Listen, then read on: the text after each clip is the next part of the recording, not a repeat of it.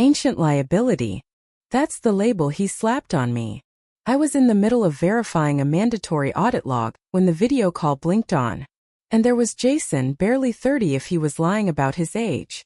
The type who used corporate buzzwords as punctuation and thought basic spreadsheets were advanced magic.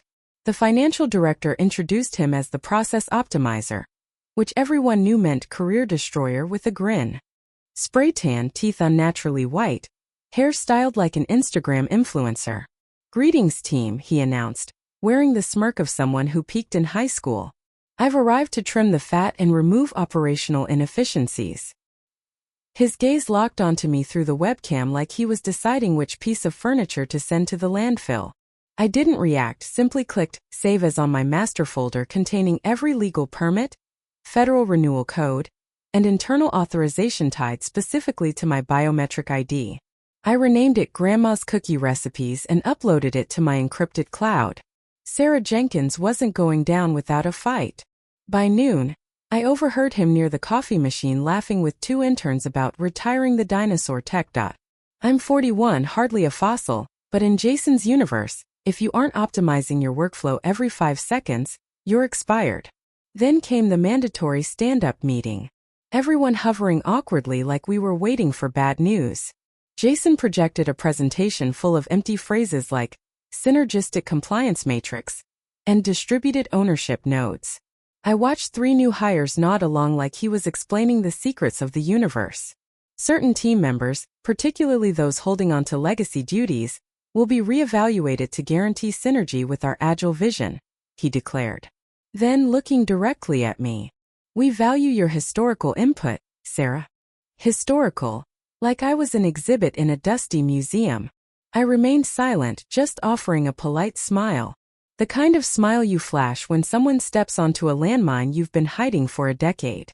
Oh, and a quick pause before the chaos unfolds. If you're tuning in and haven't subscribed, help a girl out. Trying to reach 10,000 subscribers so I can finally upgrade my recording setup. Truly 95% of you listen without hitting that button. Just one click and you'll make my day. Okay, back to the disaster. That evening I stayed behind, not out of obligation. I needed to observe the system breathe, like a guardian checking the locks before a storm. I verified my credentials across 3 government portals. Active status, renewal authority, unique licensing key, and audit approval, all still linked to my profile. I confirmed the timestamps were synchronized. Then I printed my employment agreement, specifically the clause nobody bothers to read. Article 9b. In the event of involuntary separation, all employer-sponsored licensing duties and regulatory approvals shall be rendered null and void, and all authorizations will be officially revoked within 48 hours of contract termination. Nobody saw me exit the office, but I noticed the way Jason watched me that morning, like a wolf eyeing a sheep, unaware the sheep has the codes to the electric fence. Have you ever watched someone mistake a detonator for a light switch? You're about to. By the following Tuesday, Jason had taped a flyer above the printer reading "Compliance is not comfort." It was written in a childish font. Then the real games began. Everyone, literally everyone, was informed they had to re-interview for their modernized positions. It was framed as a team-building opportunity, like we should be thankful for the privilege of begging for the jobs we already did.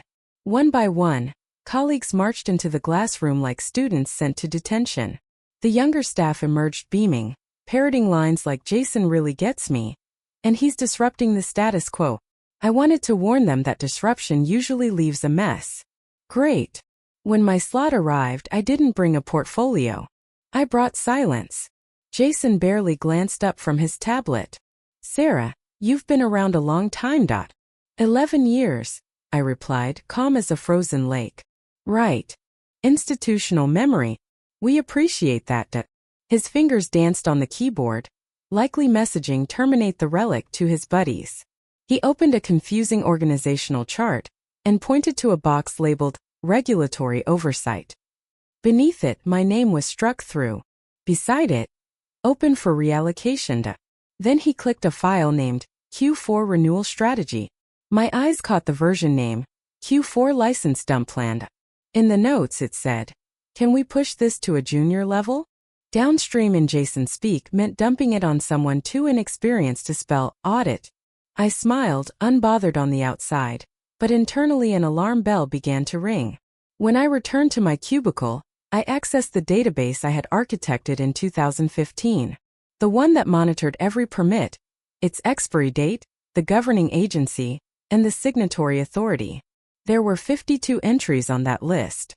52 permits, 52 strands of red tape woven into a perfect corporate safety net, and every single one was anchored to me. I exported a current log, encrypted it, compressed it, renamed it Staff Potluck Ideas, and emailed it to my personal server. Then I wiped the sent folder. Call me cautious, but I know what happens when amateurs play with fire and call it progress. Later that afternoon, he reassigned my audit prep to a social media intern who thought OSHA was a yoga brand. I'm not joking. She asked if that meant redesigning the safety posters to look aesthetic. Meanwhile, I was assigned to reorganize the supply closet. He claimed it would keep me grounded in operational basics. Grounded like dirt. I asked politely if I still retained admin rights to our licensing portal. Jason blinked like I had spoken in binary code. Oh, I think we gave that to Brittany last week. You don't really need that access now, do you? Brittany had just learned how to convert a Word doc to PDF. I didn't push back, just nodded, logged into a terminal in the archive room, and revoked her permissions from the shadow admin panel I had never documented. If I was being thrown overboard, I wasn't leaving the life raft behind. I walked past Jason's glass office later that evening. He was chuckling on a call, something about cleaning out the attic. He didn't see me observing, but I saw something. The clock was ticking down, and the air smelled like gasoline. The first time I heard them mocking me, I let it go. It was 3 of the new analysts fresh out of grad school, arrogant with textbook knowledge, hovering over a printout of my old workflow diagram like it was a cave drawing. This thing uses manual entry like it's 1999, one laughed. Another added, she actually verifies timestamps by hand. Does she know algorithms exist? They huddled near the kitchen like a pack of smug hyenas, drinking nitro coffee and dropping buzzwords like scalable synergy and AI integration, as if those words had ever passed a federal inspection. I walked past with my head high, but my pride stung. By Wednesday, I had been locked out of 3 internal systems, 2 of which I had built.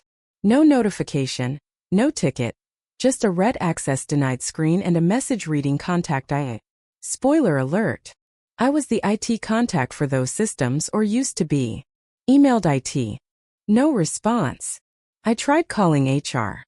The voicemail was colder than a winter storm. Finally reached a human after 4 tries. They said, apologies, Sarah. All HR inquiries must now route through your department lead. That's Jason. That's Jason. Like they were announcing a new king, but with cheaper suits and zero wisdom. I didn't respond. Just hung up and stared at my blank screen. Cut off from every essential tool in less than a week. No reasons given, just optimization. Jason was clever in that toxic corporate way. Never smart enough to create, but just smart enough to know how to destroy under the guise of updates and restructuring. He had started sneaking little bombs into his weekly reports to the board. Legacy workflows audited, potential redundancy found, certification management streamlined. That last one was funny, like you could streamline a federally mandated signature tied to my fingerprints. I had become a paradox, officially on payroll, but strategically invisible. So, I booked a 10-minute appointment at a notary public, a quiet office above a bakery. No drama, just me, a pen, and a form titled Voluntary Surrender of Licensing Authority. I didn't sign it yet, just notarized the intent. A grenade tucked in my purse in case things went nuclear. Afterward, I walked back to the office with a chai latte and the calmest expression you've ever seen. Jason passed me in the corridor and said, "Trust you're feeling more synergistic this week." I nodded. Just wrapping things up. He smiled. That fake executive smile you see on LinkedIn profile pictures. What he didn't realize was that every loose end I wrapped was connected to a detonator. And I held the remote. It happened on a Monday. Because of course it did. The kind of Monday where the office air feels recycled and everyone pretends to care just enough to get paid.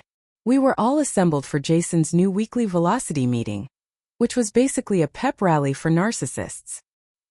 He stood at the front of the open office in his slim-fit jacket and did that inclusive hand gesture like he was a politician.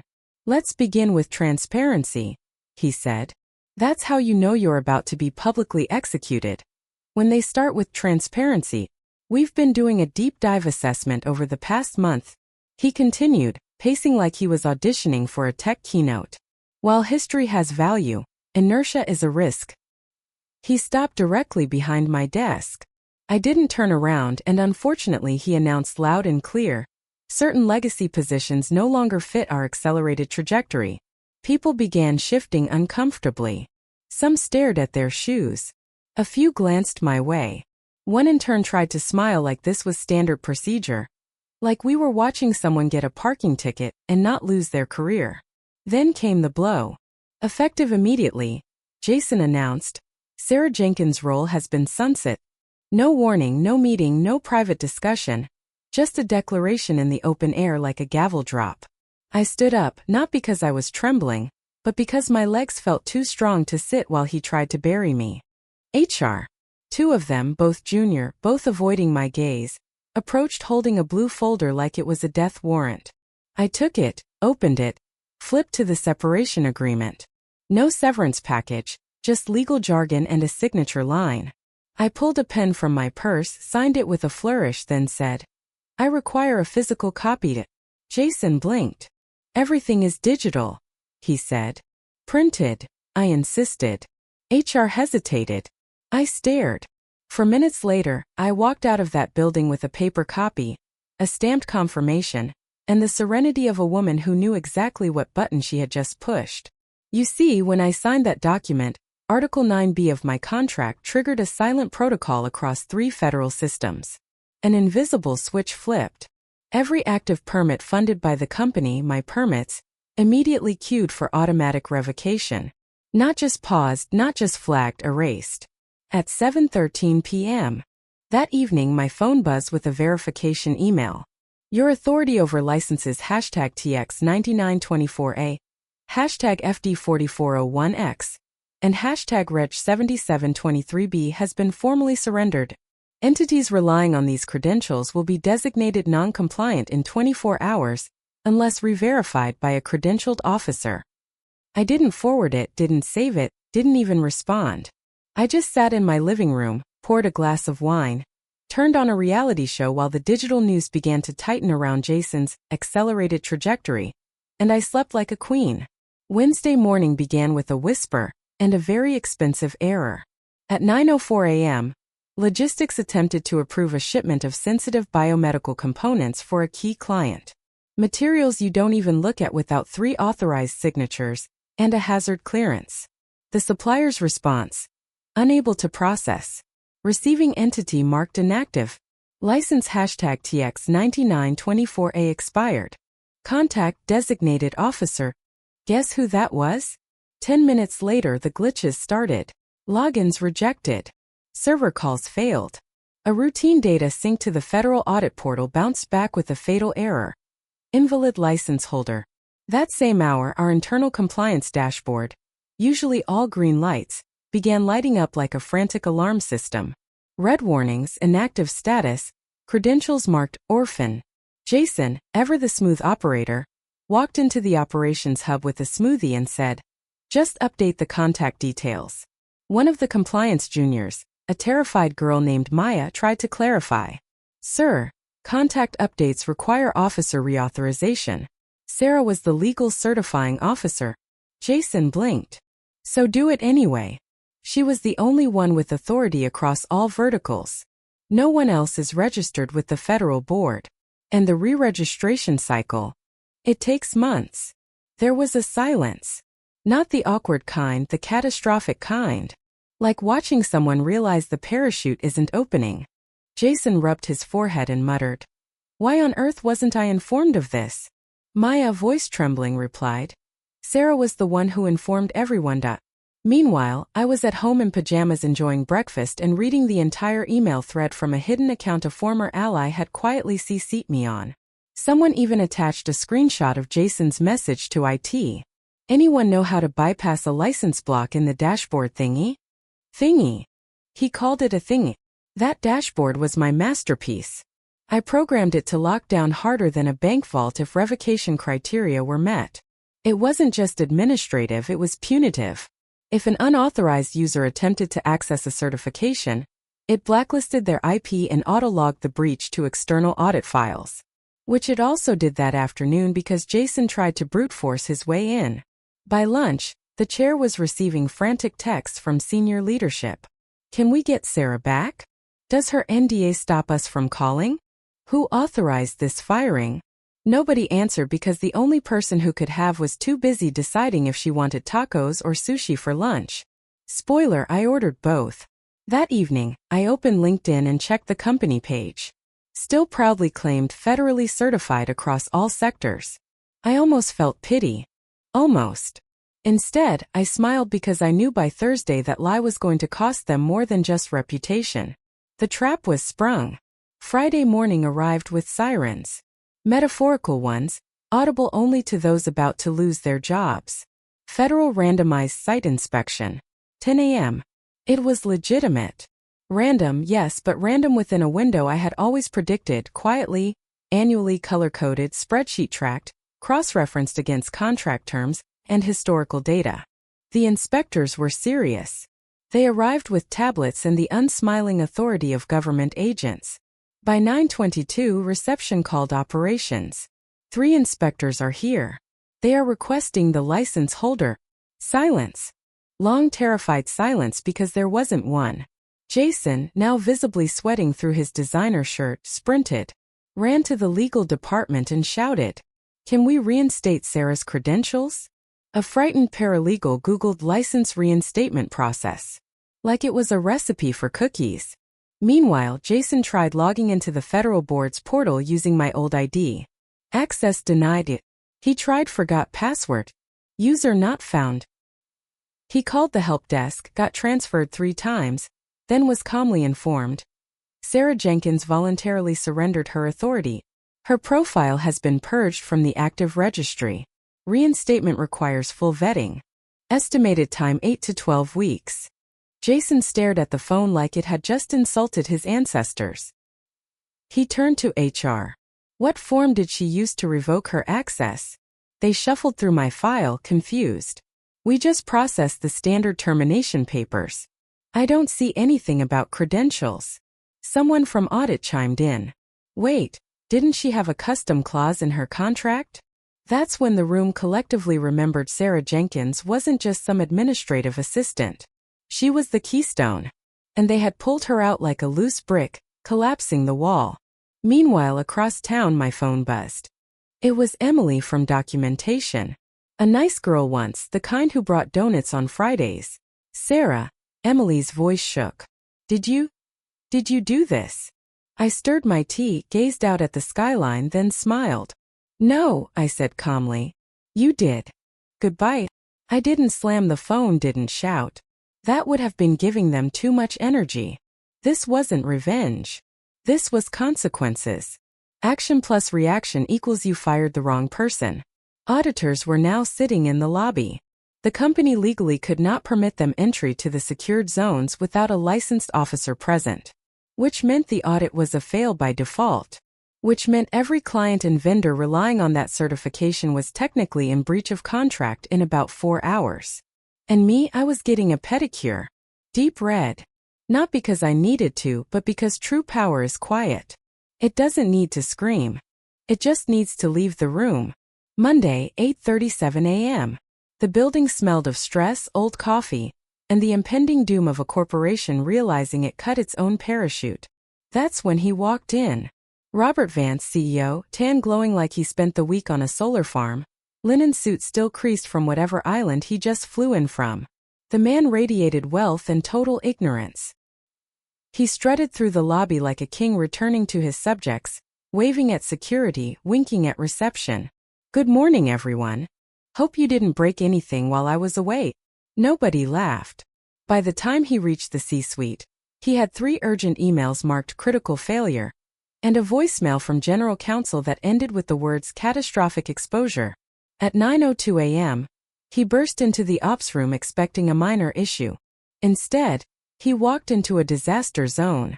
Operations halted. Shipments frozen. Inspections failed. Certifications void. Clients furious. Revenue chart flatlining.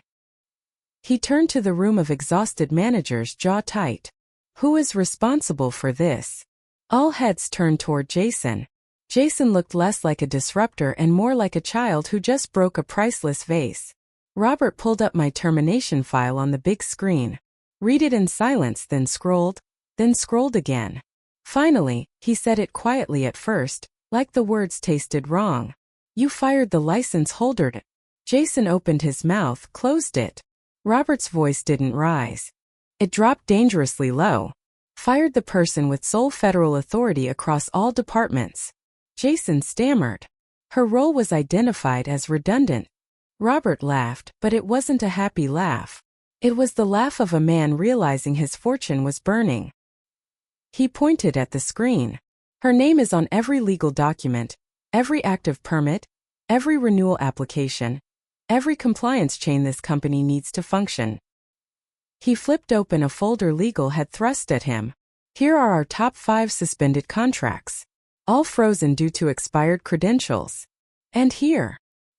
He tossed a paper onto the table. Sarah Jenkins listed on every single one. Robert spun back to the room. And you let a guy who speaks in hashtags fire her. Jason tried one last desperate excuse. I thought we could transfer it. It said we could update the user. It is a federal license, not a Netflix account. Robert roared. Silence. Then he grabbed his phone, searched for my number. Nothing. HR piped up. We tried calling. She's unavailable. Robert sighed, sat down, rubbed his face like he was trying to erase the last week. Then get her back, Jason suggested weakly. She might not want to come back. Robert looked at him like he was gum on his shoe. Oh, she'll come back, he said. We'll pay. Double. Triple. Name a conference room after her. But deep down, even he knew. The woman they treated like disposable office supplies now held the detonator to their empire. And she wasn't asking for her job back. She had moved on, and inside every system they were trying to salvage, her signature was written in permanent ink. Justice didn't need to shout. It just watched the arrogant drown in their own incompetence. By noon, my inbox had 6 high-priority emails from Vance Global, and 1 voicemail from an assistant named Kevin, who sounded like he was on the verge of a breakdown. The subject line on the final email: urgent return requested by CO. I didn't open it right away. I finished my lunch. Avocado toast with a side of victory. The satisfied silence of a woman whose enemies were panic sweating while she enjoyed her day off. Across the city, Robert Vance was pacing his office like a caged tiger. Jason? Oh, Jason was now junior project support, which is corporate speak for sit in the corner and don't touch anything important. His standing desk was gone. His monitor was tiny. The only thing accelerated about Jason now was how fast he fell. Robert had legal draft a contract for me within hours. Consultant role effective immediately. 6-month guaranteed term, massive salary, performance bonuses, and of course a strict NDA. No press, no social media, total silence. The offer arrived digitally with a humble note. Sarah, we acknowledge the vital nature of your past work. Please accept this offer to help us restore operational stability. We are ready to negotiate. Let's fix this together. Rob. I read it twice. No apology. No admitting they messed up. Just panic dressed up as generosity. I composed a reply. Subject: return requested. Robert. Thank you for the offer. However, I do not return to burning buildings, especially when I was thrown into the fire for the sake of efficiency. As requested, attached is a copy of my signed termination agreement, Article 9B, official confirmation of license surrender from the federal board. Screenshot of your company's compliance status taken 72 hours after my firing. You will note my name is still listed, grayed out, irreplaceable. Wishing you luck with the audit. Sarah Jenkins. No drama, no anger, just facts. I clicked send and exhaled. Not like a woman who lost a job. but like someone who just finished a masterpiece. Robert read the email in silence. Didn't forward it. Didn't reply. He just leaned back, staring at that grayed-out name on the screen, realizing they hadn't just fired an employee. They had exiled the architect. And Sarah? She wasn't building for them anymore. 3 weeks later, LinkedIn exploded. There was my update. Sarah Jenkins. New role. Director of Regulatory Strategy at BioSafe Corporation. The post was simple. No boasting, just excited to join a team where compliance is a priority. Below it, a press release link. BioSafe Corp secures Omega Med and True Health contracts, citing superior compliance stability as key factor. Those were the whales. The 2 biggest clients my old company bragged about constantly. The ones that packed up and left the moment they heard the certification renewal was stalled indefinitely. BioSafe didn't even have to interview me hard. I walked in with the roadmap in my head and a reputation that panic couldn't buy. The fact that my name alone had secured millions in contracts was enough. Meanwhile, back at the old office. Still stuck. The dashboard stayed red. License appeals were stuck in processing. Fines were piling up. Vendors quit. Clients sued. The Christmas party was canceled to save money. And Jason? He didn't even get a farewell card. Just a Zoom call and a quiet exit. 1 week he was the king of efficiency. The next he was updating his resume with vague terms like change management consultant. As for me, I had a new view. Corner office. Real plants. A chair that felt like a cloud. Every morning I watched the industry alerts ping on my screen. My old company flagged non-compliant. Status. Suspended. Audit failed. I sipped my coffee. Black with a hint of satisfaction. I leaned back, calm and victorious. Above my desk, pinned to the wall, was a single yellow sticky note. No signature, no smiley face. Just 5 words written in bold ink. I was the licensed. Thanks for listening to The Chaos. Subscribe for more stories of corporate karma. Let's make sure the right people sweat.